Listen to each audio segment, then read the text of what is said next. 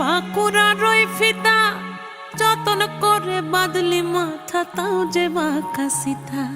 মেদিনীপুরে রায়না চিরন বাঁকুড়ার ওই ফিতা, আর যতন করে বাঁধলি মাথা, তাও যে বাঁকা সিথা। পেছ পাড়িয়া রাজকুমারী গলায় চন্দ্রহার, দিনে দিনে বাড়ছে তোমার চুলেরই বাহার। পেছ পাড়িয়া